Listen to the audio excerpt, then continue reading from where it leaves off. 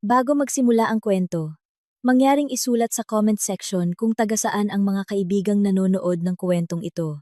Huwag kalimutang mag-like at mag-subscribe para mas lalo pang umunlad ang channel na ito at makapaghandog ng mas marami pang kawili-wiling kwento. Ang biyahe patungo sa aming bagong tahanan ay parang isang panaginip. Sa loob ng ilang oras, ang sasakyang minamaneho ni Miguel ay tinahak ang mga aspaltadong kalsada na unti-unting kumikitid, iniiwan ng ingay at gulo ng lungsod sa aming likuran. Ang mayayabong na puno ay nagsimulang pumalit sa matataas na gusali at ang hangin na pumapasok mula sa bahagyang bukas na bintana ay mas malamig at mas malinis. Walang tigil sa pagkukuwento si Miguel na may nag-uumapaw na sigla. Inilarawan niya ang bahay bilang isang obra maestra, isang personal na paraiso na inihanda niya para sa akin, para sa amin. Ang ating bagong simula, Clara, paulit-ulit niyang sinasabi, habang paminsan-minsan ay mahigpit na hinahawakan ang aking kamay. Ang kanyang ngiti ay hindi nawawala sa kanyang gwapong mukha. Sinuklian ko ang kanyang ngiti. Sinusubukang mahawa sa kanyang kasabikan. Isang bahagi ng aking sarili ay tunay na masaya, pagod na sa maingay, at walang pagbabagong buhay sa syudad. Ang pangako ng kapayapaan sa isang bahay sa gitna ng kalikasan ay napakagandang pakinggan. Ngunit, may maliit na bahagi sa akin na nakakaramdam ng kaunting pangamba. Ang pagiging malayo sa kabihasnan ay tila lubusan. Tila kami ay tuluyang mapuputol sa mundong aming kinagisnan. Nang sa wakas ay makarating kami, ako'y napasinghap. Ang bahay ay maringal na nakatayo sa isang bukas na lupain na napapalibutan ng matatayog na kagubatan ng pino. Ang arkitektura nito ay napakamoderno. Pinangungunahan ng malalaking dingding na salamin at matitigas na linya na may madilim na kulay. Ang bahay ay tila kaisa ng kalikasan, ngunit kasalungat din nito. Napakaganda, ngunit nakakatakot din. Kumusta? Gusto mo ba, mahal? Tanong ni Miguel. Ang kanyang mga mata ay nagniningning sa pagmamalaki. Tumango lang ako. Masyado pang namamangha para makapagsalita. Binuksan niya ang pinto para sa akin at inalalayan akong pumasok. Ang loob nito ay mas kahanga-hanga pa. Ang mga minimalist at eleganteng kasangkapan ay perpektong nakaayos sa isang maluwag na espasyo na may open concept. Ang dambuhalang dingding na salamin sa sala ay nag-aalok ng buong tanawin ng kagubatan ng pino, na para bang ang kagubatan ay bahagi ng interior decoration. Lahat ng kasangkapan ay bago.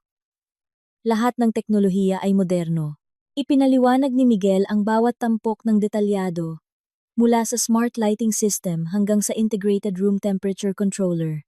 Alam niya ang lahat. Kung saan matatagpuan ang bawat switch, kung paano paandarin ang bawat kagamitan. Humanga ako sa kanyang atensyon sa detalye. Ngunit medyo nagtaka kung paano niya kabisado ang bawat sulok ng bahay na ngayon pa lang namin titirhan. Ginugol namin ang hapong iyon sa pag-aayos ng ilang personal na gamit. Ang aming mga tawa ay umalingaw-ngaw sa malaking bahay na tila bago pa sa amin. Naghanda si Miguel ng isang romantikong hapunan para sa amin. Nagluto siya ng paborito kong steak at nagbukas ng isang bote ng mamahaling alak. Kumain kami malapit sa malaking bintanang salamin na may silhouette ng kagubatan ng pino na nagsisimula ng dumilim bilang background. Para sa ating bagong simula, sabi ni Miguel, habang itinataas ang kanyang baso, ngumiti ako at kami nag-toast. Nang gabing iyon, siya ang perpektong asawa, maalalahanin, romantiko, at puno ng pagmamahal.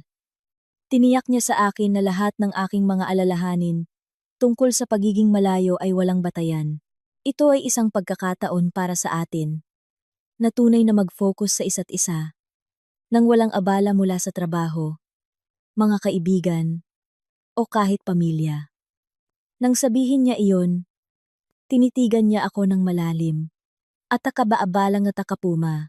May kung ano sa kanyang tingin na nagbigay sa akin ng kaunting kilabot, ngunit agad kong iwinaksi ang pakiramdam na iyon. Ito si Miguel, ang aking asawa, ang lalaking labis na nagmamahal sa akin.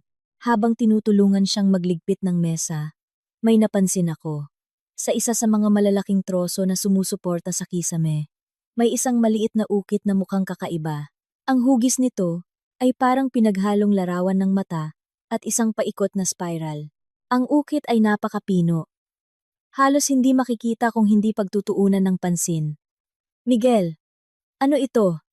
Tanong ko habang itinuturo ang ukit. Sinundan ni Miguel ang direksyon ng aking tingin at bahagyang tumawa. Iyan? Baka trip lang yan ng karpintero.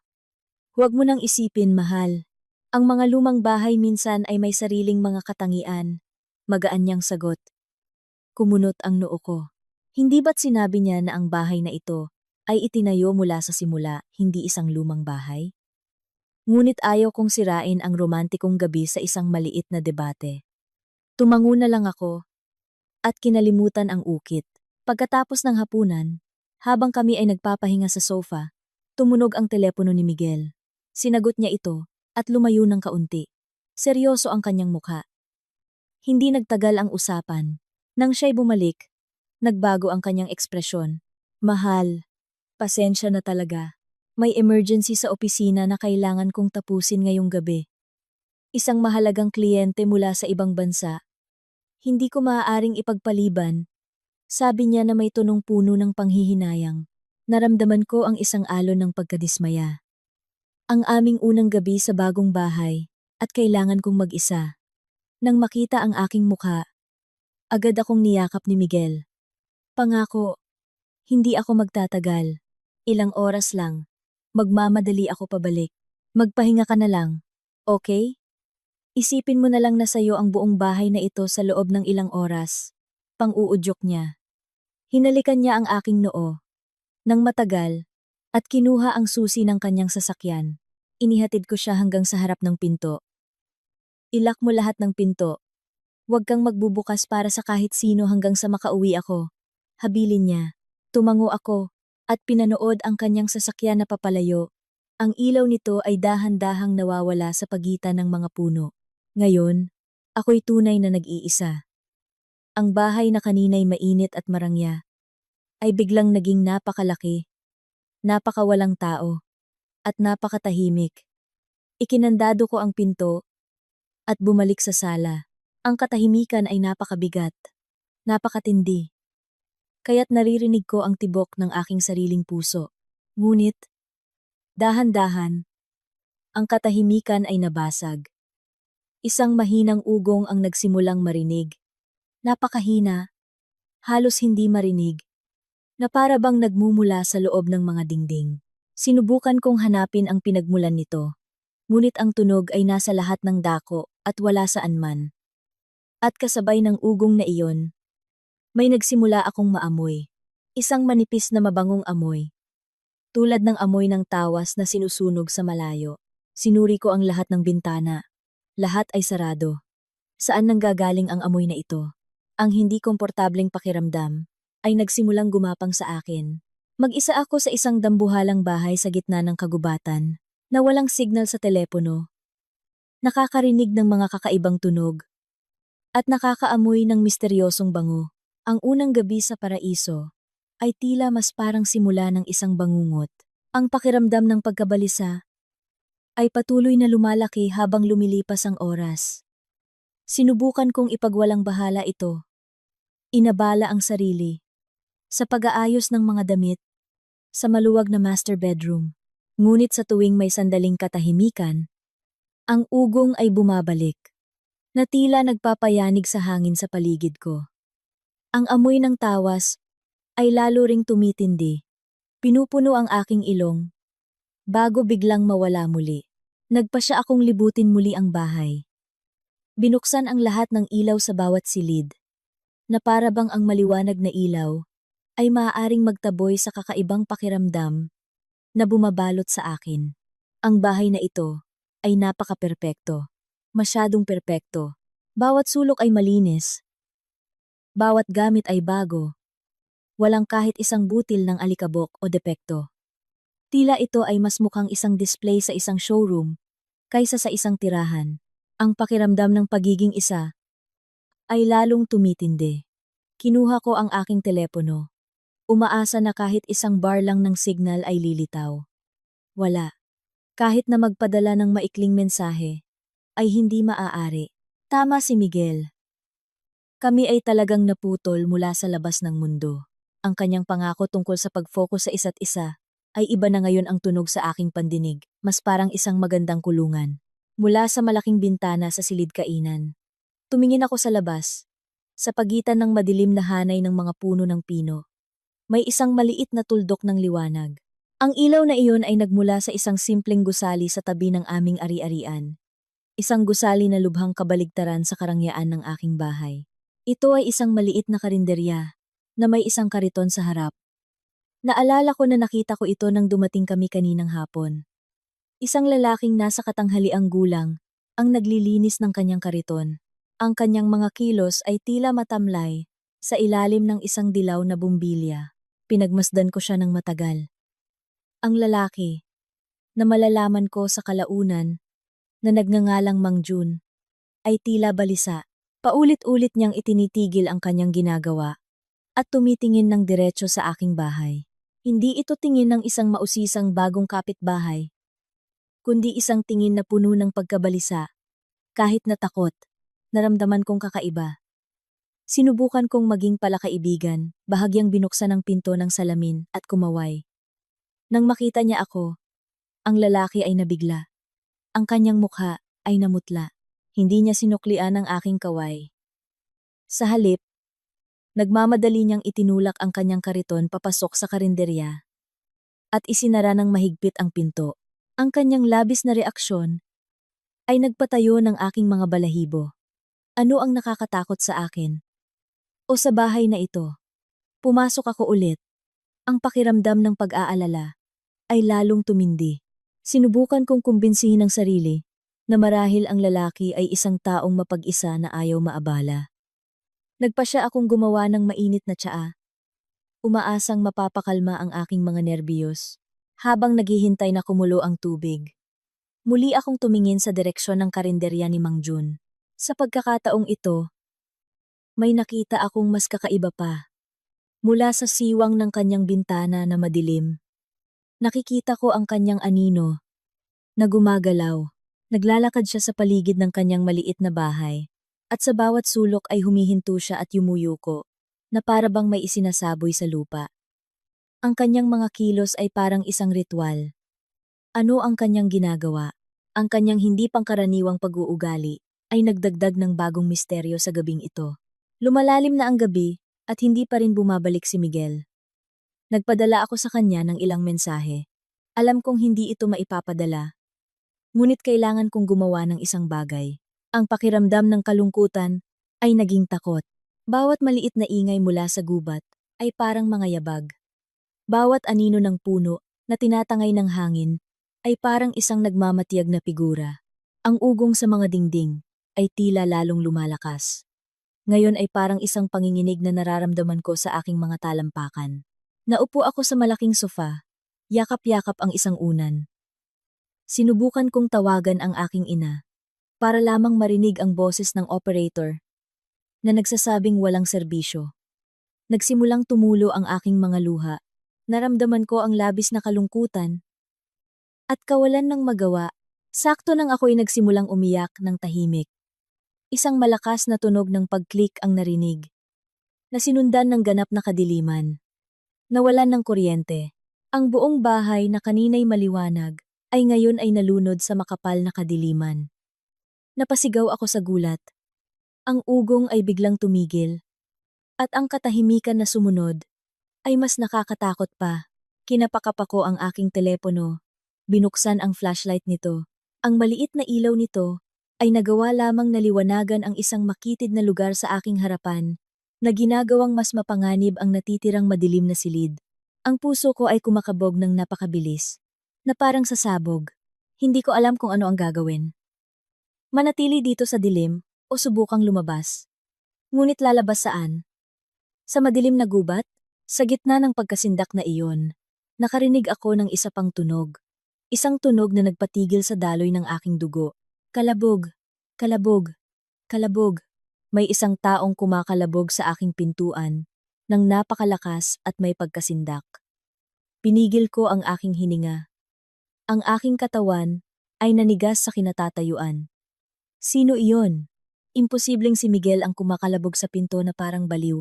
Maaari kayang isa ito sa mga bantay ng ari-arian na hindi ko alam? Ang pagkalabog ay bumilis at lalong lumakas, sinasabayan ng hingal ng isang lalaki. Naglakas loob akong dahan-dahang lumapit sa pinto. Sumilip mula sa digital peephole na sa kabutihang palad ay gumagana pa rin gamit ang emergency battery. Sa maliit na screen, nakita ko ang isang mukhang maputla, basang-basa ng pawis, na may mga matang nanlalaki sa takot. Iyon si Mang Jun, ang nagtitinda sa karinderya. Anong ginagawa niya rito? Nanginginig ang mga kamay. Bahagya kong binuksan ang safety lock at mahinang tinawag siya. Sino po sila? Ano po yon? Tanong ko.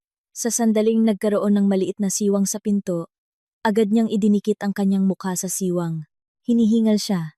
Ang amoy ng usok ng barbecue ay humalo sa amoy ng pawis ng takot. Ang kanyang mga mata ay tumitig sa akin. Nang may desperasyon. Bilis! Bulong niya nang may pagmamadali. Umalis ka na sa bahay na yan. Bago bumalik ang asawa mo. Sumama ka sa akin. May ipapakita ako sa'yo. Ang mga salita ni Mang Jun ay nakabitin sa malamig at madilim na hangin, tumutusok ng diretso sa kaibuturan ng aking pagkasindak. Ang lohika ko ay sumisigaw. Kalokohan ito. Dapat kong isara ang pinto. Ilak ito. At magtago sa isang lugar hanggang sa umuwi si Miguel, ang aking asawa, at protektahan ako mula sa kakaibang lalaking ito na takot na takot. Ngunit, mayroong isang bagay sa kanyang mga mata na nagwawala at desperado. Isang bagay na tila mas tapat kaysa sa perpektong ngiti ni Miguel. Nakasama ko sa loob ng maraming taon. Ang panginginig sa loob ko, ang intuwisyon na kaninang hapon pa ay bumubulong na may mali, ay ngayon ay sumisigaw na nakakabingi. Ang ugong, ang amoy ng tawas, ang kakaibang simbolo, at ngayon ito, ang lahat ng kakaibang piraso ng palaisipan ay nagsisimulang bumuo ng isang nakakatakot na larawan. Wala akong maraming oras para mag-isip. Ang nagpapanik na pagkalabog sa pinto kanina ay nagpapahiwatig ng isang emergency. Bawat segundo na ginugugol ko sa pag-aalinlangan ay maaaring maging isang malaking pagkakamali.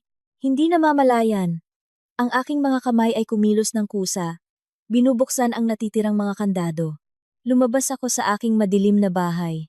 Nakasuot lamang ng manipis na pantulog. Sinusunod ang paanyaya ng isang lalaki na hindi ko man lang alam ang pangalan. Dali. Huwag kang maingay. Sit-sit ni Mang Jun. Hinila niya ang aking braso. Inilalayo ako sa marangyang terasa ng aking bahay. Hindi kami naglakad sa daanan, kundi sa basang damo sa tabi nito. Iniiwasan ang mga graba na maaaring lumikha ng ingay. Ang hangin ng gabi ay tumatagos sa aking balat. Ang kadiliman sa paligid namin ay napakakapal. Walang buwan, walang bituin, tanging ang mga itim na anino ng mga puno ng pino na matatayog na parang mga natutulog na halimaw. Ang tunog ng mga kuliglig at mga insekto sa gabi, na dati nakakakalma, ay ngayon ay parang masasamang bulong. Mabilis maglakad si Mang Jun. Ang kanyang mga hakbang ay tiyak na parabang kabisado niya. Ang bawat pulgada ng lupa, kahit sa dilim, patalikod akong sumusunod sa kanya. Ang puso ko ay kumakabog pa rin ng mabilis. Ang distansya sa pagitan ng aking bahay at ng kanyang karinderya ay maaaring hindi hihigit sa 50 metro. Ngunit ng gabing iyon, parang 1 kilometrong paglalakbay na puno ng panganib. Bawat sanga na nababali sa ilalim ng aking mga paa ay nagpapagulat sa akin. Patuloy akong lumingon sa aking bahay, na ngayon ay isang higanting itim na silweta sa gitna ng kadiliman. Takot na baka biglang umuwi si Miguel at matuklasan na wala ako roon. Nakarating kami sa harap ng kanyang maliit na karinderya. Binuksan niya ang pinto, gamit ang isang lumang susi na dahan-dahang umirit. Ang amoy ng uling, pampalasa ng barbecue, at kaunting alimuom ang sumalubong sa akin. Isang mundong napakalayo, sa amoy ng mamahaling pabango, at mga bagong materyales sa aking bahay. Sa loob, hindi siya nagsindi ng anumang ilaw. Ang tanging liwanag ay nagmula sa natitirang baga, sa ihawan na nagbibigay ng isang mapulang-pula na liwanag. Umakyat ka! Bilis! Utos niya sa mahinang boses. Itinuro niya ang isang makitid na hagdanang gawa sa kahoy sa sulok ng silid. Sumunod ako ng walang tanong. Ang ikalawang palapag ng kanyang bahay ay isang maliit na silid na nagsisilbing kanyang kwarto. Mayroon lamang isang manipis na kutsun sa sahig, isang lumang aparador na gawa sa kahoy, at isang maliit na bintana na direktang nakaharap sa aking ari-arian. Dito niya ako dinala at pinahinto. Malamig at mamasa-masa ang silid. Naunang naglakad si Mang Jun, tumayo sa harap ng bintana sandali. Nakatingin sa labas na may tensyonadong ekspresyon. Pagkatapos ay lumingon siya at tiningnan ako. Huwag kang magugulat sa makikita mo, Ineng. Lakasan mo ang iyong loob, sabi niya ng mahina. Pagkatapos ay kinuha niya ang isang bagay, mula sa ibabaw ng aparador isang malaki at mabigat na lumang largabista. Ibinigay niya ito sa akin. Malamig ang bakal nito sa aking nanginginig na mga kamay. Tingnan mo ang bahay niyo. Mag-focus ka sa sala. Bulong niya. Halos hindi marinig ang kanyang boses. Nag-aalangan. Itinaas ko ang largabista sa aking mga mata. Ang aking mga kamay ay nanginginig ng husto. Kaya't ang imahe sa lente ay nanginginig din. Huminga ako ng malalim. Sinusubukang pakalmahin ang aking sarili. At inayos ang focus. Sa una, lahat ay malabo. Pagkatapos ay dahan-dahang luminaw ang imahe. At sa sandaling iyon, napigil ang aking hininga. Sa aking lalamunan, ang aking bahay, na dapat ay madilim dahil sa brownout, ay ngayon ay maliwanag. Lahat ng ilaw ay nakasindi. Naglalabas ng matalim na puting liwanag sa kadiliman ng gabi. Hindi talaga nawalan ng kuryente. Pinatay lang ito para sa akin. Pagkatapos ay nakita ko siya. Si Miguel, ang aking asawa. Nakatayo siya sa gitna ng sala, kung saan kami nagkaroon ng romantikong hapunan. Ilang oras lang ang nakalipas. Ngunit ibang-iba ang kanyang hitsura. Walang mainit na ngiti, walang tingin, na puno ng pag-ibig. Ang kanyang mukha ay malamig, matigas, at puno ng pagkalkula. Nakasuot siya ng isang maayos na madilim na kasuotan at nagbibigay ng mga tagubilin sa ilang ibang tao. Ang mga taong iyon ay nakasuot din ng itim. Kumikilos ng may sanay na kahusayan, tulad ng isang special forces team. Sinusuri nila ang mga sulok ng silid. Nag-aayos ng tila mga nakatagong kamera. At nililinis ang mga bakas ng aking presensya, tulad ng mga pinggan mula sa aming hapunan. Nagtrabaho sila sa katahimikan. Umaasa lamang sa mga senyas ng kamay mula kay Miguel. Nagsimulang manginig nang hindi mapigilan ang aking katawan. Hindi ito posible. Ito ay dapat na isang masamang panaginip. Siguro nakatulog ako sa sofa. At lahat ng ito ay imahinasyon ko lamang. Gusto kong ibaba ang largabista. Gusto kong tumakbo. Gusto kong sumigaw. Ngunit ang aking mga mata ay nakatutok sa tanawin na parang paralisado. Pagkatapos ay nasaksihan ko ang pinakanakakatakot na bagay. Lumakad si Miguel patungo sa isang blankong pader sa sala. Ang pader kung saan nakasabit ang isang malaking abstract na painting. May pinindot siya sa frame ng painting. Walang anumang ingay. Ang pader ay gumilid. Nagpapakita ng isa pang silid sa likod nito. Isang silid na hindi ko pa nakikita dati. Ang silid ay may makakapal na salamin na dingding. Sa loob, mayroong ilang mga mararangyang upuang gawa sa katad. Lahat ay nakaharap sa sala, tulad ng isang pribadong observation room, isang entablado, at mga upuan para sa manonood. Pakiramdam ko ay huminto sa pagtibok ang aking puso. Ang bahay na ito ay hindi isang bahay. Ito ay isang entablado. At ako ang pangunahing tauhan. Habang umaabot sa sukdulan ang aking takot, nakita ko ang huling detalye na sumira sa natitira sa aking mundo. Itinaas ni Miguel ang kanyang kamay, at sa kanyang daliri ay may isang singsing na hindi ko pa nakitang suot niya dati. Isang pilak na singsing na may ukit ng parehong simbolo na nakita ko sa troso. Ang simbolo ng mata at spiral. Pinagmasdan niya ang singsing sandali at pagkatapos ay tumingin ng diretso sa madilim na kagubatan ng pino sa labas ng kanyang dambuhalang bintanang salamin. Itinaas niya ang kanyang kamay, na may singsing sa isang kakaibang kilos ng paggalang. Isang ritual na kilos, na puno ng mga nakatagong kahulugan, na para bang nag-aalay siya sa isang hindi nakikitang nilalang, na naninirahan sa loob ng gubat na iyon. Ang largabista ay nahulog mula sa aking mga kamay. Lumikha ng isang mahinang kalabog sa sahig na kahoy. Nanghina ang aking mga binti at napaupo ako. Ang kadiliman sa paligid ko ay tila umiikot. Ang boses sa aking ulo ay sumisigaw, ngunit walang isang salita na lumabas sa aking bibig. Ang lalaking pinakasalan ko, ang lalaking minahal ko, ang lalaking nagtayo ng paraiso, para sa akin, ay isang halimaw, at ang paraisong ito ay pala ang impyernong perpekto niyang idinisenyo. Ang mundo sa paligid ko ay tila tumagilid. Ang malamig na sahig na kahoy sa ilalim ko, ang tanging bagay na parang totoo. Niyakap ko ang aking mga tuhod. Ang aking katawan ay nanginginig ng husto, ngunit walang luhang lumalabas. Nasa isang estado ako ng pagkabigla na napakalalim, kung saan ang mga emosyon ay napakalaki para maiproseso. Ang mga imahe mula sa largabista ay nakatatak sa aking isipan. Ang malamig na mukha ni Miguel, ang nakatagong silid, at ang kanyang nakakatakot na ritual na kilos. Bawat magandang alaala kasama siya, ay ngayon ay parang isang kasinungalingan na nilason.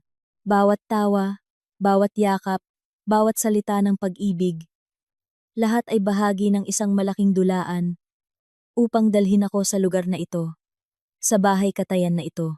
Lumuhod si Mang Jun sa harapan ko. Wala siyang sinabi. Inabot lang niya ang isang baso ng tubig. Ang kanyang mga kamay na may kalyo ay tila matatag, kabaligtaran ng aking nanginginig na mga kamay. Nang tanggapin ko ang baso, hirap akong uminom. Ang malamig na tubig ay tila kumaskas sa aking tuyong lalamunan. Sino siya? Iyon ang unang dalawang salita na nagawang lumabas sa aking bibig. Ang aking boses ay paos at halos hindi marinig. Sino talaga ang asawa ko? Huminga ng malalim si Mang Jun, ang hininga ng isang tao na matagal nang nagdadala ng mabigat na pasanin. Umupo siya nang nakadekwatro sa harap ko. Ang pulang ilaw mula sa natitirang baga sa ibaba ay nagbigay ng kakaibang anino sa kanyang mukha na puno ng kulubot. Hindi ko alam ang tunay niyang pangalan, Ineng. Ang mga taong tulad niya ay maraming pangalan. Simula niya sa isang mababa at mabigat na boses. Ngunit ang alam ko, siya at ang kanyang grupo ay hindi ordinaryong mga tao. Hindi lang sila isang kumpanya na nagtatayo ng mga mararangyang ari-arian. Huminto siya sandali, naghahanap ng tamang mga salita. Sila, ipinagpapatuloy nila ang isang bagay na napakatanda na sa lupaing ito, isang bagay na masama. Pagkatapos ay nagsimula siyang magkuwento. Ang kanyang kuwento ay dumaloy, na parang isang madilim na alamat mula sa nakaraan. Ang kanyang pamilya, aniya, ay nanirahan sa lupaing ito sa loob ng 7 henerasyon. Sila lamang ang tumangging ipagbili ang kanilang minanang lupa. Nang bilhin ng isang kumpanyang may pangalang Paraiso Development ang lahat ng lupa, sa paligid sa napakataas na halaga, ilang taon na ang nakalilipas. Lahat ng kanyang mga kapitbahay ay umalis, natukso ng pera. Tanging ang kanyang pamilya ang nanatili. Ang aking mga ninuno ay laging nagbibilin, patuloy ni Mang Jun. Huwag na huwag ninyong iiwanan ang lupaing ito. Ngunit huwag na huwag kayong magtitiwala sa kung ano ang nasa loob nito. Ang ating tungkulin ay magmasid lamang. Ayon sa kanyang kuwento, ang lupaing ito ay hindi isang ordinaryong lupain. Matagal bago pa man itayo ang modernong bahay na iyon. Ang lugar na ito ay sentro ng mga gawain ng isang sinaunang, masamang kulto. Sinasamba nila ang isang hindi pinangalanang nilalang na pinaniniwalaan nilang nananahan sa loob ng gubat. Nagsasagawa sila ng mga ritual ng pag-aalay upang makakuha ng kapangyarihan, kayamanan, at mahabang buhay. Ang simbolo na nakita mo, Ineng, sabi ni Mang Jun, at alam kong tinutukoy niya ang simbolo ng mata at spiral. Iyon ang kanilang sagisag. Ang tanda ng mga sumasamba. Ang grupo na kinabibilangan ni Miguel, ayon kay Mang Jun, ay ang modernong reinkarnasyon ng sinaunang kulto. Ang mga miyembro nito ay mga napakayamang tao. Mga elitista na mayroon ng lahat, ngunit uhaw pa rin sa isang bagay na higit pa. Hindi na sila nagsasagawa ng mga ritual na may mga balabal at punyal sa gitna ng gubat. Ginagawa nila ito gamit ang modernong teknolohiya sa loob ng isang marangyang entablado at tinatawag itong ang pangangaso. Ngunit ang esensya ay nananatiling pareho. Pag-aalay.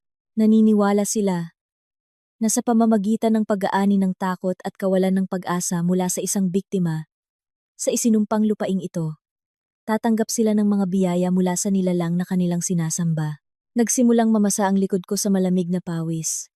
Ito ay mas malala pa sa aking inaakala. Hindi lamang ito isang krimen. Ito ay isang organisadong kabaliwan. At ang bahay na iyon? Tanong ko nang nanginginig. Ang bahay na iyon ay itinayo sa eksaktong lokasyon ng kanilang lumang dambana. Sagot ni Mang Jun. Ang kanyang mga mata ay nakatingin sa malayo. Mga 2 taon na ang nakalilipas. May isa pang pamilya na nanirahan doon. Isang ama, isang ina, at ang kanilang 2 maliliit na anak. Katulad mo sila, Ineng. Puno ng pag-asa. Iniisip na natagpuan na nila ang paraiso. Sinubukan kong magbigay ng babala. Nagiiwan ng mga hindi kilalang mensahe. Ngunit itinuring lang nila akong isang kakaibang matanda. Minsan pa nga'y, isinumbong nila ako sa seguridad ng ari-arian. Isang malalim na pagsisisi ang mababakas sa kanyang mukha. Pagkatapos, isang gabi, nakita ko, nagsimulang dumating ang mga mamahaling sasakyan. Ang mga ilaw sa bahay na iyon ay sumindi ng maliwanag. Katulad ng gabing ito, nagtago ako rito, nanonood mula sa bintanang ito gamit ang parehong largabista. Nakita ko ang mga bagay na hinding-hindi ko malilimutan. Nanginginig ang kanyang boses. Kinabukasan, ang bahay ay walang tao. Tahimik, na para bang ang pamilyang iyon ay hindi kailanman umiral. Pagkalipas ng ilang linggo, dumating ang mga bulldozer at pinatag ang bahay. Pagkatapos ay itinayo nila itong muli, eksaktong pareho, handa para sa susunod na palabas. Ipinikit ko ang aking mga mata. Iniisip ang pamilyang iyon, iniisip ang mga tawa ng kanilang mga anak, na umaalingaw-ngaw sa parehong silid, kung saan ako kumain ng hapunan kasama ang kanilang mamamatay tao. Nasusuka ako. Pagkatapos, isang nakakatakot na realisasyon ang tumama sa akin na parang isang malaking martilyo. Bakit ako? Bulong ko. Bakit ako pinili ni Miguel? Tiningnan ako ni Mang Jun ng may habag. Patawarin mo ako, Ineng. Mula sa mga narinig ko nang hindi sinasadya mula sa mga manggagawang nagtayo ng bahay na iyon noon, palagi silang naghahanap ng perpektong kandidato. Isang taong matalino at malaya, ngunit walang maraming malapit na kamag-anak. Isang tao na kung mawawala, ay walang agad na mag-iingay para hanapin. Ang kanyang mga salita ay tumusok ng diretso sa aking puso. Ulila na ako mula pagkabata. Ang pinakamalapit kong kamag-anak ay isang tiyahin na nakatira sa ibang isla, na bihira lang naming tawagan. Alam ng mga kaibigan ko na lumipat ako sa malayo kasama ang aking asawa at hindi sila maghihinala kung hindi ako makontak sa loob ng ilang panahon dahil sa walang signal. Ako ang perpektong target. Ang buong buhay ko, ang buong kuwento ko, ang nagtulak sa kanya na piliin ako. Ang kanyang pag-ibig ay hindi pag-ibig. Ito ay isang proseso ng pagpili. Pagkatapos ng isang nakakabinging katahimikan, sa wakas ay sinabi ni Mang Jun ang pangungusap na pinakakinatatakutan ko. Kailangan mong umalis dito ngayon din, Ineng. Sabi niya nang may pagmamadali. Ang mga paghahanda sa bahay na iyon ay nangangahulugang ang mga bisita ay paparating na. Ang palabas, ang pangangaso ay magsisimula ngayong gabi. Ang katotohanan ay tumama sa akin na may lakas ng isang bagyo. Paparating na ang mga bisita. Magsisimula na ang palabas ngayong gabi. Hindi na ako isang asawang nagagalak sa bagong bahay. Ako, ay isang biktima na naghihintay na patayin. Ang pagkabigla na kanina'y nagpaparalisa sa akin ay naglaho, pinalitan ng isang alon ng malamig at matalas na adrenaline. Bawat selula sa aking katawan ay sumisigaw. Takbo! Si Mang Jun ay tila nababasa ang aking isipan. Tinulungan niya akong tumayo. Ang kanyang matatag na mga kamay ay humawak sa aking braso. Pinipilit akong mag-focus. Wala na tayong maraming oras, sabi niya. Ang kanyang boses ay mababa at apurado. Makinig ka ng mabuti, Ineng. Ang pangunahing daan sa harap ay tiyak na binabantayan. Ang buong lugar na ito ay napapalibutan ng mataas na alambreng bakod na may kuryente. Ang subukang umakyat doon ay katumbas ng pagpapakamatay. May mga motion sensor at nakatagong kamera sa lahat ng dako, lalo na malapit sa bakod. Itinuro niya ang likuran ng kanyang bahay, patungo sa mas makapal at madilim na gubat. Ang tanging pagkakataon natin ay ang maliit na ilog sa dulo ng lambak. Nasa labas ito ng hangganan, ng kanilang ari-arian. Medyo malakas ang agos nito. At mahirap ang daan. Marahil iyon ang dahilan kung bakit hindi sila naglagay ng mga sensor doon. Iyon ang ating daan palabas. Ang plano ay tila halos imposible. Tumawid sa isang hindi kilalang gubat sa gitna ng kadiliman habang hinahabol. Ngunit, anong iba pang pagpipilian ang mayroon ako? Ang manatili rito ay nangangahulugang maghintay ng kamatayan. Tumango ako. Ang aking isipan na kanina'y magulo ay ngayon ay gumagana sa bilis na hindi ko inaasahan. Minapa ko ang mga hadlang sa aking ulo. Sinusubukang alalahanin ang layout ng gubat na nakita ko mula sa bintana ng aking kwarto. Kailangan ko ng jacket at sapatos, sabi ko. Ang aking boses ay mas matatag kaysa sa inaasahan ko. Agad na lumingon si Mang Jun, kinuha ang isang makapal na jacket na nakasabit sa isang pako at isang pares ng lumang rubber boots mula sa sulok ng silid. Masyadong malaki ang sukat, ngunit ito ay mas mabuti kaysa sa manipis na pantulog at walang sapin sa paa. Habang isinusuot ko ang bota, isang malakas na ugong ang biglang narinig mula sa labas. Sinundan ng isang serye ng mabibigat na mekanikal na pag-click. Isang napakaliwanag na puting ilaw ang dumaan sa maliit na bintana sa kwarto ni Mang Jun na nagpilit sa amin na yumuko. Gumapang ako papunta sa bintana at sumilip. Pakiramdam ko ay nahulog ang aking puso sa aking tiyan. Ang buong labas ng aking bahay ay ngayon ay naliligo sa liwanag. Ang mga higanteng searchlight na naka-install sa bubong ay umilaw. Ang malakas nitong sinag ay gumagalaw ng ligaw. Sinusuyod ang bawat pulgada ng bakuran at mga puno sa paligid tulad ng mga higanteng daliri. Ang sistema ng lockdown ay na-activate na. Alam ni Miguel na umalis ako. Alam niyang wala ako sa kwarto. Wala sa loob ng bahay. Ang kanyang laro ay nagsimula ng mas maaga kaysa sa kanyang binalak. At ngayon ay hindi na siya nagbibiro. Hinahabol niya ako. Alam niya, sitsit ko. Ang takot ay muling kumakapit sa aking lalamunan. Oras na. Sagot ni Mang Jun na may mabagsik na mukha. Kailangan na nating kumilos ngayon. Habang ang mga ilaw na iyon ay naghahanap pa sa isang random na pattern. Kapag natagpuan na nila ang ating bakas, ilak nila ang ating posisyon.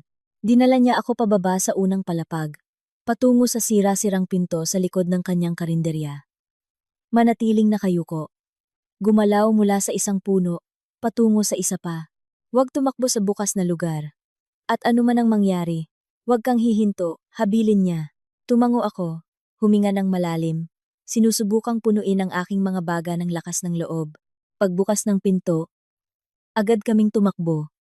Nakayuko sa ilalim ng mga anino. Ang malamig na hangin ay agad na tumama sa aking mukha. Ang gubat na kanina'y tahimik, ay ngayon ay tila buhay na may panganib. Bawat ilang segundo, isang sinag ng puting ilaw ang dumadaan sa aming kinaroroonan. Pinipilit kaming dumapa sa likod ng mga palumpong o malalaking puno. Pinipigil ang aming hininga. Nagdarasal na hindi makita.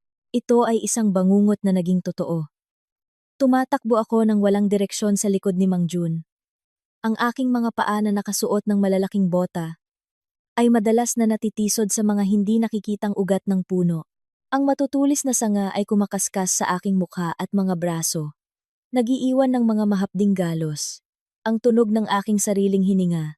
At ang hingal ni Mang Jun ay napakalakas sa aking pandinig.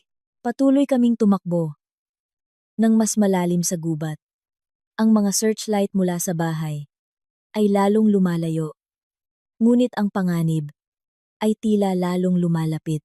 Naisip ko si Miguel sa loob ng kanyang control room. Nakatitig sa mga monitor. Ang kanyang gwapong mukha ay nagiging isang ngisi ng isang mandaragit habang pinamumunuan niya ang pangangaso na ito. Huminto kami sandali sa likod ng isang malaking pormasyon ng bato upang habulin ang aming hininga. Pakiramdam ko ay nasusunog ang aking dibdib. Malapit na tayo sa tuktok. Bulong ni Mang Jun, hinihingal. Pagkatapos niyan, bababa na tayo sa lambak ng ilog. Isang kaunting pag-asa ang nagsimulang tumubo sa aking puso. Baka magtagumpay kami. Baka makalabas kami sa impyernong ito. Noon ko naramdaman ang isang mahinang panginginig mula sa bulsa ng makapal na jacket na suot ko. Kinapa ko ang bulsa na may pagtataka. Ang aking kamay ay dumampi sa isang malamig at pamilyar na parisukat na bagay. Ang aking telepono. Tiyak na kinuha ko ito nang walang malay mula sa coffee table bago tumakas sa bahay kanina. Inilabas ko ito. Ang screen nito ay umilaw sa dilim. Nagpapakita ng isang bagong abiso sa mensahe.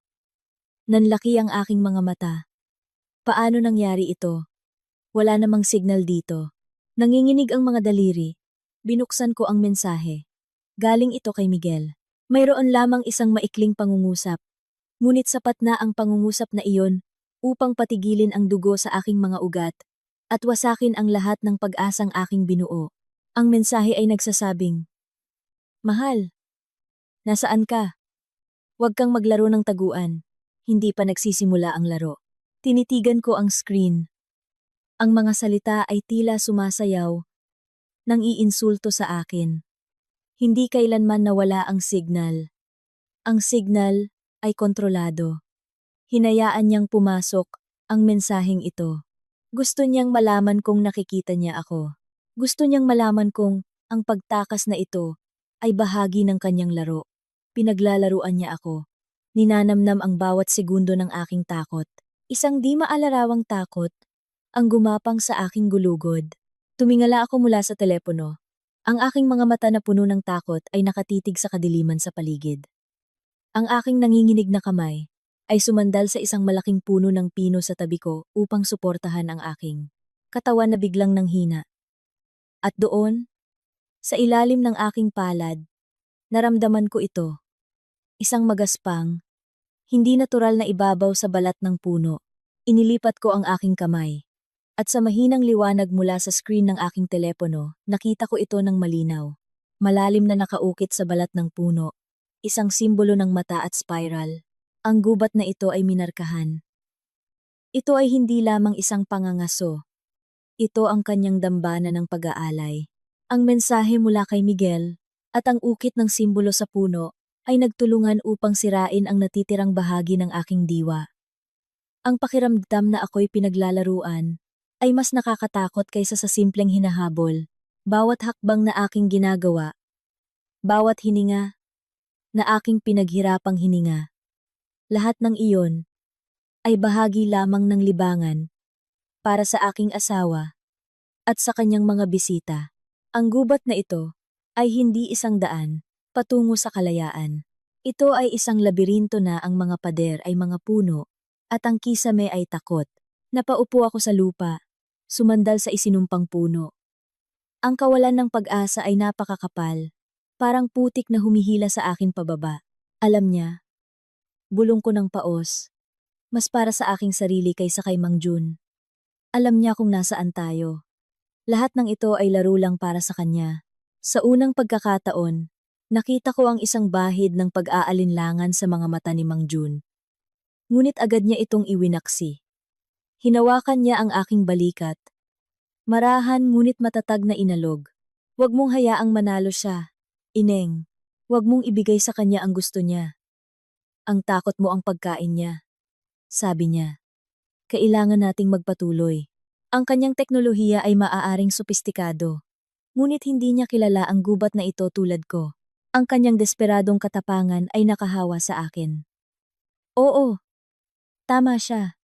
Kung susuko ako rito, lahat ng kanyang sakripisyo at panganib ay masasayang.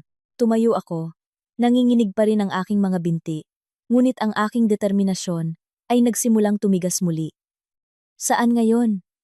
Tanong ko. Tumingin si Mang Jun sa paligid.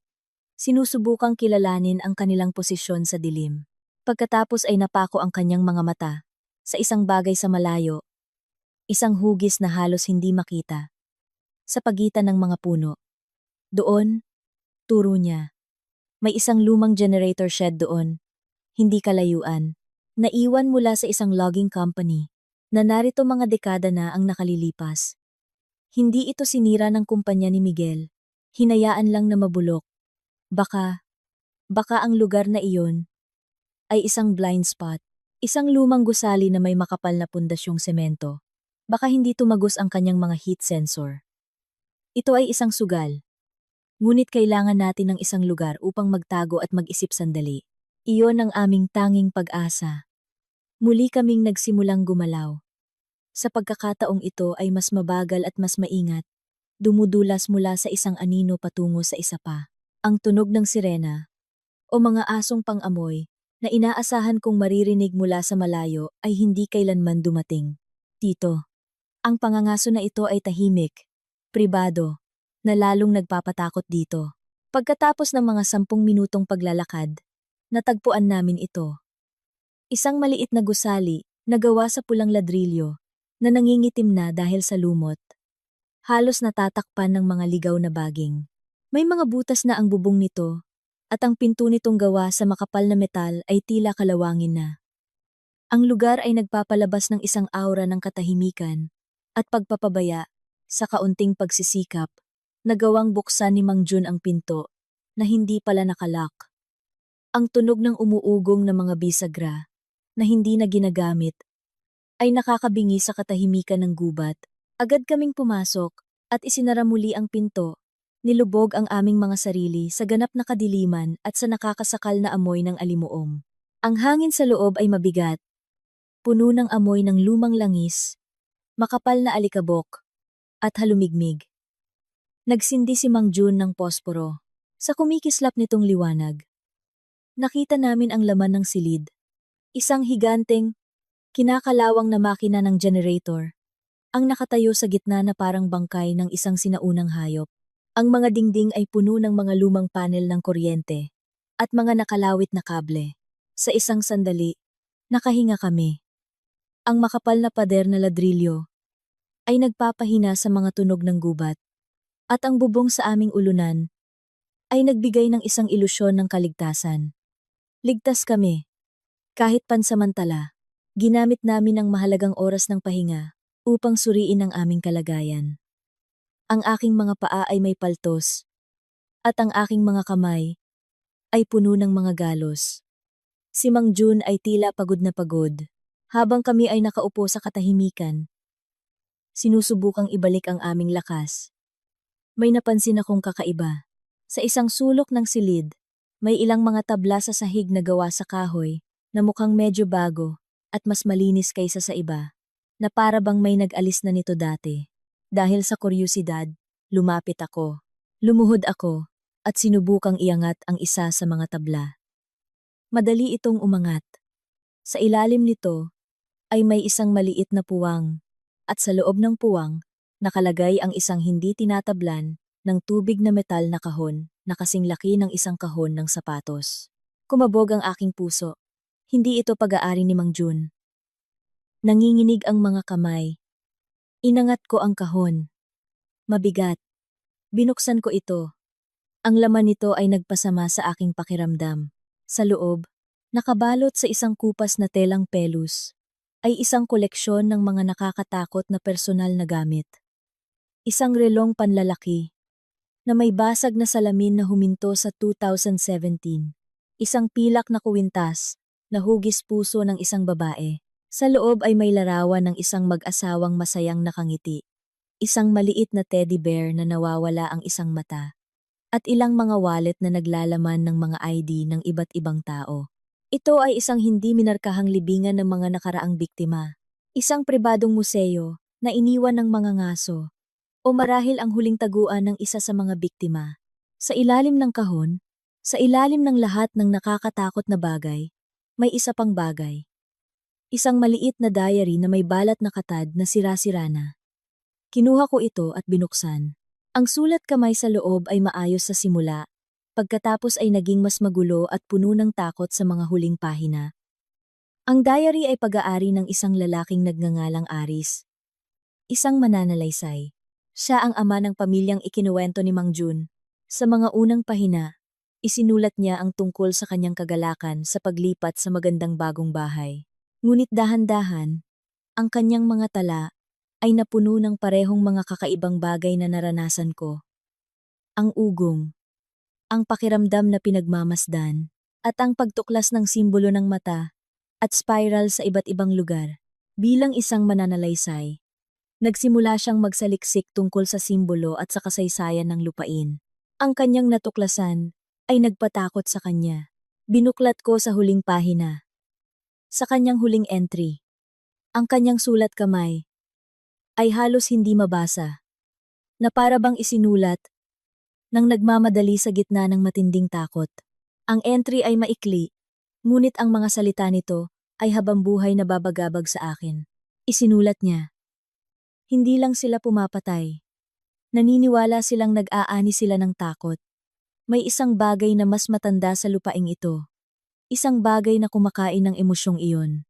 Ang bahay na ito ay hindi isang entablado. Ito ay isang imbudo, isang kasangkapan, upang ituon ang takot. Diyos ko, parating na sila para sa mga anak ko. Pagkatapos ng pangungusap na iyon, may mga walang kahulugang guhit na lamang. Isinara ko ang diary. Ang aking mga kamay ay nanginginig ng husto. Ngayon naiintindihan ko na. Ito ay mas malalim at mas madilim kaysa sa isang simpleng sindikato ng mga mamamatay tao.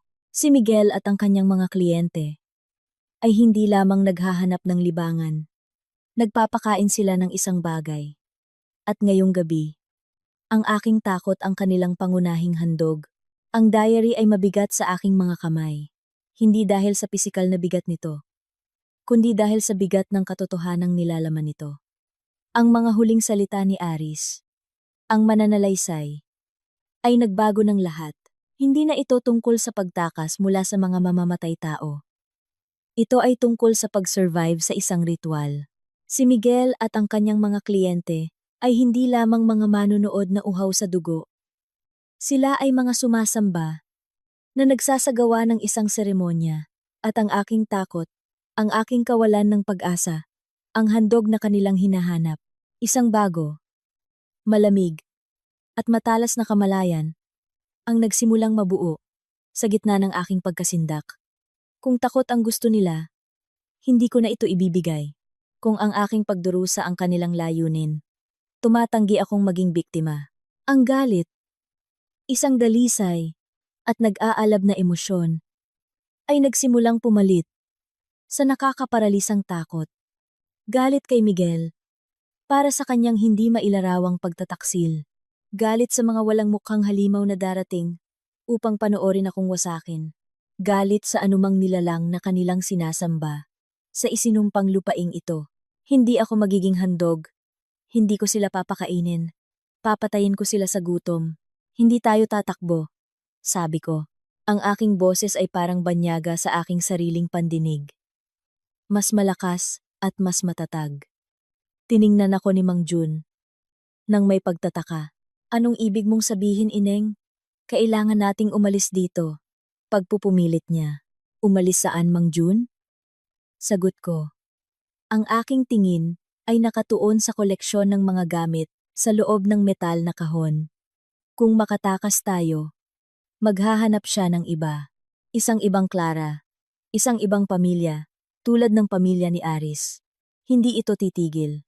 Ang tanging paraan upang itigil ito ay sunugin ito hanggang sa mga ugat. Sa ilalim ng mga gamit sa kahon, may napansin akong napalampas. Isang manipis na itim na nylon na bag ng laptop. Hinila ko ito palabas. Mabigat ang bag, Sa loob ay may isang luma, makapal, at matibay na laptop kasama ang isang serye ng mga kable. Tiyak na pag-aari ito ng isa sa mga ibang biktima. Marahil isang IT professional, isang hacker, isang sandata na hindi niya nagawang gamitin. Ito, sabi ko habang inilalagay ang laptop sa sahig. Ito ang ating sandata. Tiningnan ni Mang Jun ang laptop at pagkatapos ay ako. Ang kanyang mukha ay nagpakita ng hindi paniniwala. Ineng, anong gagawin mo dyan? Lalabanan sila gamit ang isang typewriter? Kinokontrol ni Miguel ang lugar na ito gamit ang teknolohiya. Mang Jun, paliwanag ko. Ang aking isipan ay nagsimulang mag-isip ng mabilis, bumubuo ng isang nakakabaliw na plano. Kinokontrol niya ang signal, ang mga kamera, ang mga ilaw. Marahil lahat. Pakiramdam niya ay Diyos siya sa loob ng kanyang palasyo. Gagamitin natin ang kanyang pagka-Diyos laban sa kanya. Papasok tayo sa kanyang sistema. Hindi tayo tatakbo mula sa kanyang entablado. Aagawin natin ang entabladong iyon sa kanya. Sa una, mariing tumanggi si Mang Jun. Sinabi niyang ito ay isang plano ng pagpapakamatay. Nakiusap siya sa akin na tumakas. Kasama niya habang may oras pa. Ngunit may nakita siyang bago sa aking mga mata. Hindi na ang takot ng isang biktima, kundi ang nag-aalab na apoy ng isang mandirigma. Hinawakan ko ang kanyang kamay. Mang Jun, isinugal mo na ang iyong buhay para iligtas ako. Ngayon, hinihiling kong isugal mo ito muli para itigil silang lahat magpakailanman. Pagkatapos ng isang mahabang katahimikan, dahan-dahan siyang tumango. Ang aking determinasyon ay nakakumbinsi sa kanya. Binuksan ko ang laptop. Gaya ng inaasahan ko, may password ito. Muntik na akong mawalan ng pag-asa. Ngunit naalala ko kung gaano ka-paranoid ang mga taong tulad nito. Binaligtad ko ang laptop at, tama nga, sa ilalim ay may isang maliit na piraso ng naninilaw na tape. Nakasulat dito, hindi isang password, kundi isang pahiwatig. Pangalan ng unang reyna. Sa paborito kong laro, binaliktad. Ito ay isang palaisipan. Sinubukan kong alalahanin kung anong laro ang sikat sa mga programmer. Chess? Ang unang reyna. Isang pawn na nakarating sa dulo ng board. Ang pangalan ng patron goddess ng chess ay Kaisa.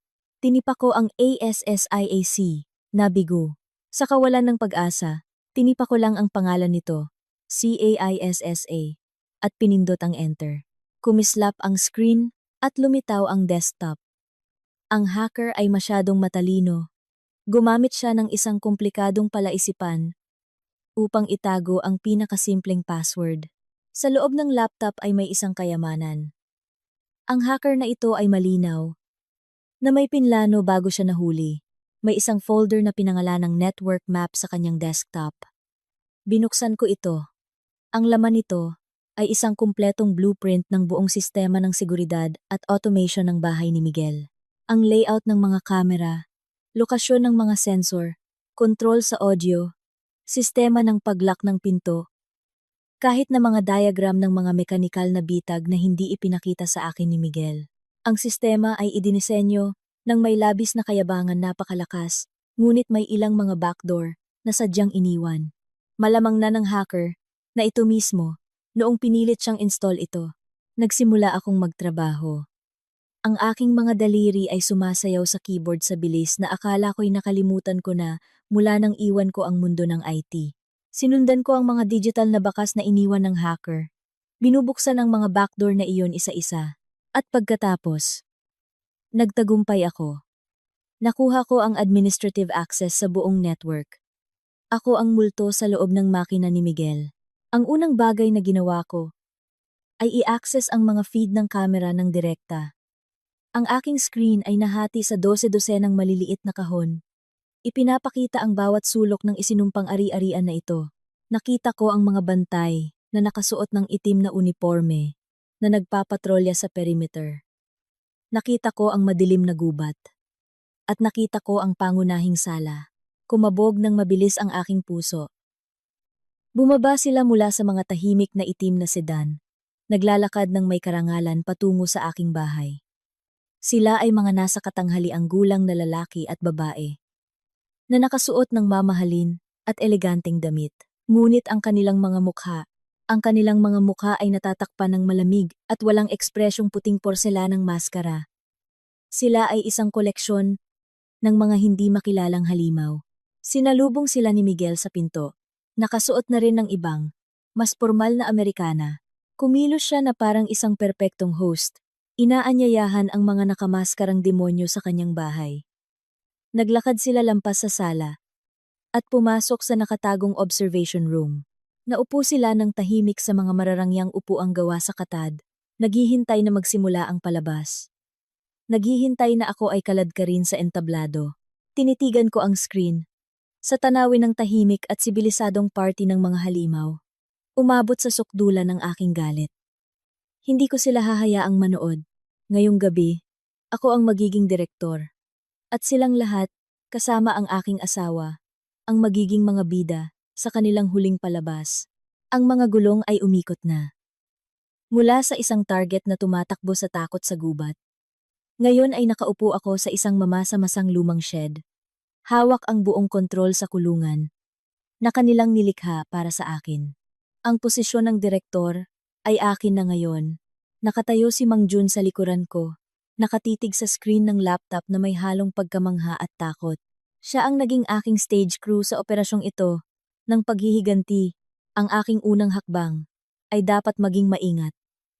Kailangan kong maglaro ng matalino. Maging isang tunay na multo.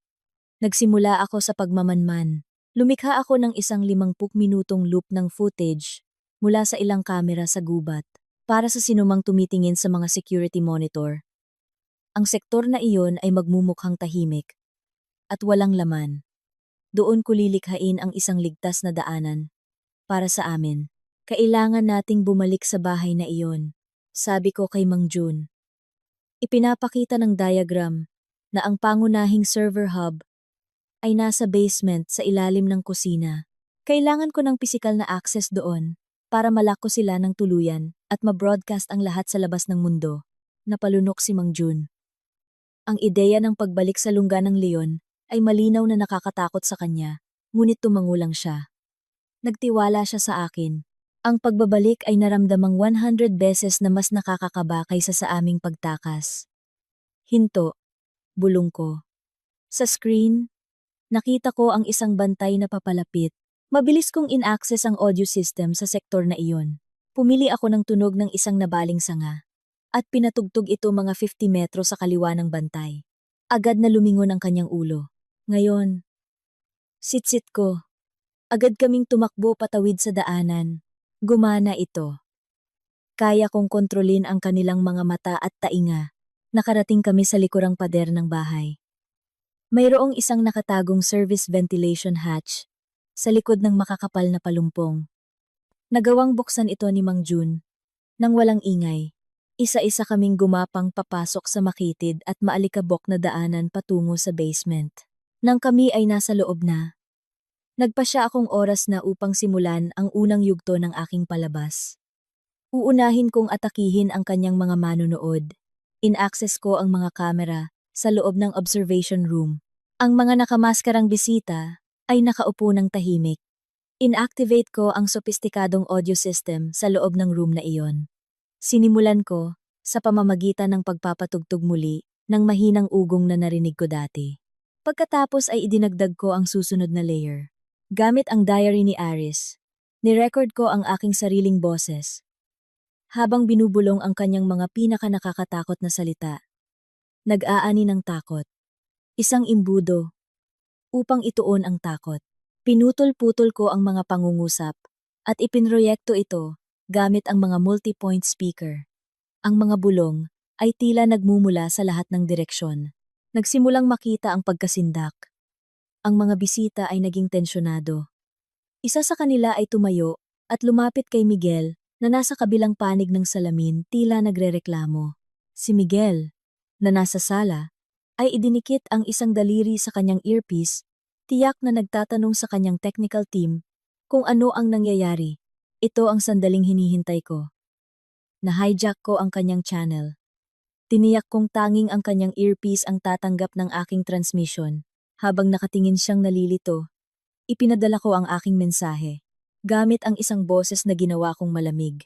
Sinabi ko lamang ang 4 na salita nang direkta sa kanyang tainga. Ang handog ngayong gabi. Tinanggihan. Sa screen ng aking laptop, nakita ko ito ng malinaw. Nanigas ang katawan ni Miguel. Ang kanyang mukha ay namutla. Nanlaki ang kanyang mga mata sa gulat. At sa unang pagkakataon, mula nang makilala ko siya, nakita ko ang isang bahid ng takot sa kanyang mga mata. Kakaririnig lang niya ng boses ng multo sa loob ng kanyang sariling makina. Ang bagong direktor ay kinuha na ang entablado. Ang maikling mensahe ay ang spark na nagpasiklab ng isang pagsabog. Ang maskara ng perpektong asawa ay gumuho. I-lockdown ang buong bahay. Team Alpha. Walisin mula sa 2 palapag. Team Bravo, sumama sa akin sa control room. May daga sa loob ng bahay. Sigaw niya sa kanyang communicator. Paparating na sila.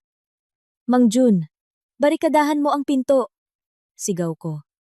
Itinulak ni Mang Jun ang isang mabigat na server cabinet upang harangan ang pinto. Ginawa kong battle station ang aking laptop. Nakita ko sa kamera. 4 na bantay mula sa Team Alpha ang nagsimulang bumaba sa pangunahing hagdanan. Hinintay ko hanggang sa silang lahat ay nasa mahabang koridor. Pagkatapos ay kumilos ako. Inactivate ko ang emergency fire sprinkler system. Ang madulas na marmol na sahig ay agad na naging isang skating rink. Ang 4 na lalaki ay nadulas. Bago sila makabawi, binuksan ko ang mga spotlight at ginawa itong isang nakakasilaw na strobe. Pagkatapos ay pinatugtog ang fire alarm sa pinakamataas na volume. Samantala, si Miguel at ang Team Bravo ay papunta sa control room. Nilock ko ang pinto. Nagmura si Miguel. Inutusan ng kanyang mga tauhan na sirain ito. Noon ko ibinalik ang aking atensyon sa Team Alpha. Pagkatapos ay pinatay ko ang lahat ng ilaw sa koridor. Nag-iwan lamang ng isang spotlight na nakatutok sa bukas na pinto, ginagawa itong tanging lugar na mukhang ligtas. Tumakbo sila papasok. Sa sandaling pumasok ang 4, isinara ko ang bakal na pinto at nilak ito. Tapos na ang Team Alpha. Isang team down, sabi ko kay Mang Jun. Sa itaas, nagawang sirain ni Miguel ang pinto ng control room, ngunit wala siyang natagpuan. Wala siya rito, sigaw niya. Nasa ibaba siya. Alam na ngayon ni Miguel kung nasaan kami. Nag-isa siyang naglakad patungo sa hagdanan. Noon ko ibinigay ang aking huling tagubilin kay Mang Jun. Heto ang laptop. Sa main server, may panel para sa emergency satellite access. I-connecta mo ito. Buksan mo ang program na Leave Broadcast. Sa sandaling magbigay ako ng senyas, pindutin mo ang pulang button. Tumango si Mang Jun. Hindi ko hihintayin si Miguel dito. Haharapin ko siya sa kanyang pangunahing entablado. Umakyat ako sa pangunahing palapag at tumayo sa gitna ng sala. Ilang sandali pa, lumitaw si Miguel. Huminto siya nang makita ako. Sa likuran niya, nakikita ko ang mga nakamaskarang bisita. Nakadikit sa salamin ng observation room. Clara, sabi ni Miguel, ang kanyang boses ay malamig. Tapos na ang laro mo. Sumuko ka na. Tumawa ako. Ang laro mo, Miguel? Ang tapos na. Ang iyong ritual ay nabigo. Sumugod siya sa akin. Sakto nang tumalon siya, tinipon ko ang lahat ng lakas ko at sumigaw. Ngayon, Mang Jun. Sa basement, pinindot ni Mang Jun ang pulang button. Na-activate ang emergency satellite connection. Hindi para magpadala ng signal ng panganib, kundi para i-broadcast ang lahat sa buong mundo. Kasabay nito, pinindot ko ang isang remote.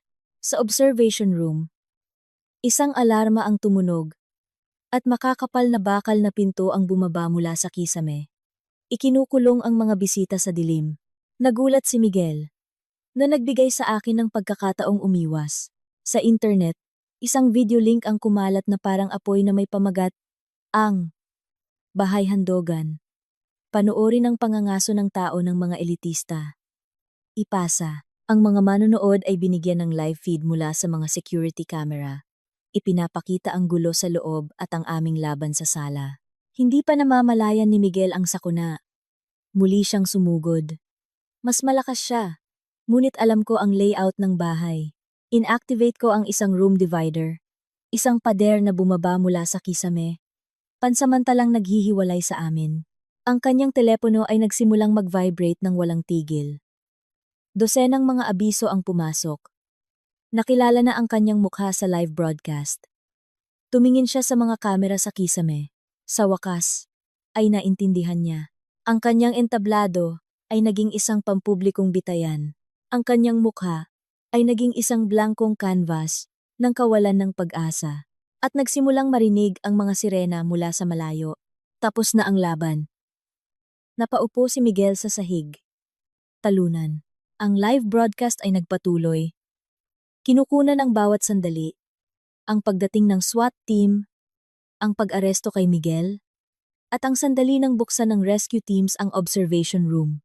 Isa-isa, ang mga nanginginig na elitista ay kinaladkad palabas.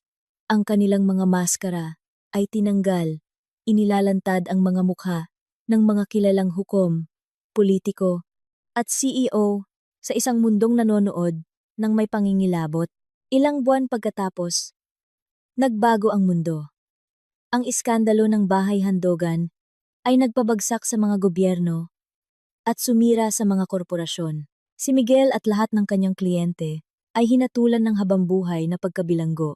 Pagkatapos ng lahat, naharap ako sa isang pagpipilian. Ginamit ko ang pondo ng kompensasyon upang bilhin ang buong ari-arian. Ang aking unang hakbang ay ang umupa ng pinakamalaking demolition team. Pinanood ko araw-araw habang ginigiba ang bahay. Pagkatapos na ang lupa ay ganap na patag, kami ni Mang Jun, kasama ang mga voluntaryo at pamilya ng ibang biktima, ay nagsimulang magtanim. Ginawa naming isang nature reserve ang lupa, isang bagong kagubatan na inialay sa buhay. Sa sentro, sa eksaktong lugar kung saan dating nakatayo ang sala, nagtanim kami ng isang matibay na puno ng balete. Ilang taon pagkatapos, hindi na makilala ang lugar. Ang kagubatan ng pino ay naging isang mayabong at mapayapang nature reserve. Ang mga sigaw ay napalitan ng mga huni ng ibon at tawanan ng mga bata. Hindi ako lumipat sa malayo. Bumili ako ng isang simpleng bahay sa kalapit na baryo. Si Mang Jun ay nanatili sa kanyang karinderya. Minsan, uupo kami ng magkasama sa ilalim ng puno ng balete.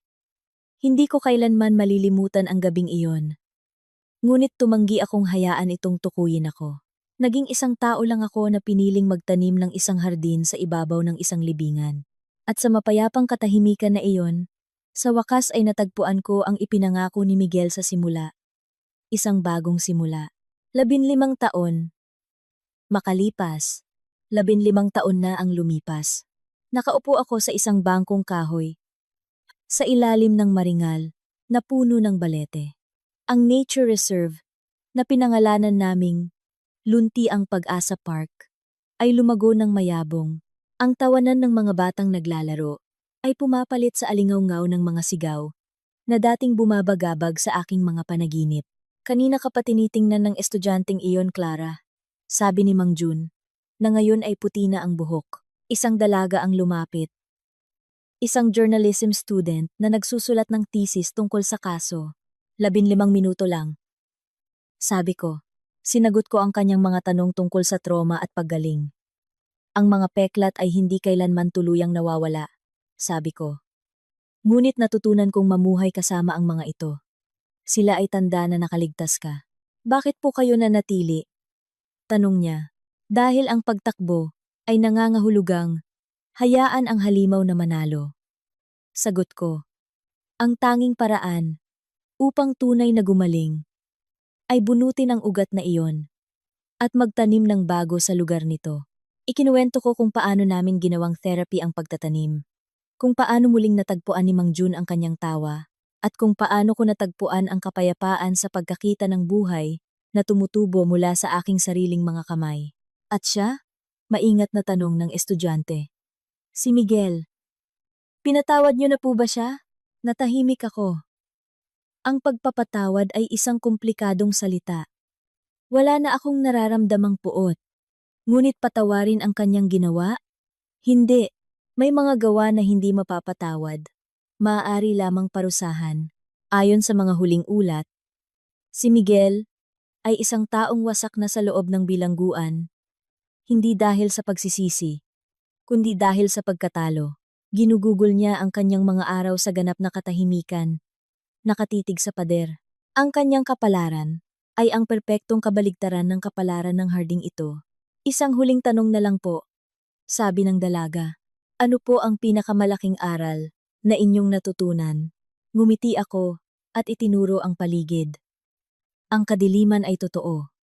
Ngunit isang maliit na liwanag na sinindihan, sa tamang sandali, ay maaaring sunugin ang buong kagubatan ng kadiliman. At sa ibabaw ng abong iyon, laging may pagkakataon para sa isang bagong bagay na tumubo. Kaya huwag kang masyadong mag-focus sa kwento tungkol sa halimaw.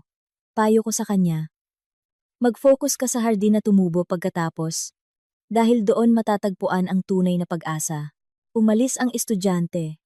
Dala ang isang bagong pananaw sa buhay. Kami ni Mang Jun ay muling naupo sa isang komportableng katahimikan. Nagsimula nang lumubog ang araw. Kinukulayan ng kalangitan. Ang tunog ng agunyas para sa Angelus ay nagsimulang marinig mula sa baryo, isang panawagan para sa kapayapaan. 15 taon na ang lumipas. Nakaligtas ako. Gumaling ako. At sa lupa na dating aking impyerno. Sa wakas, ay nagtagumpay akong itayo ang aking sariling paraiso.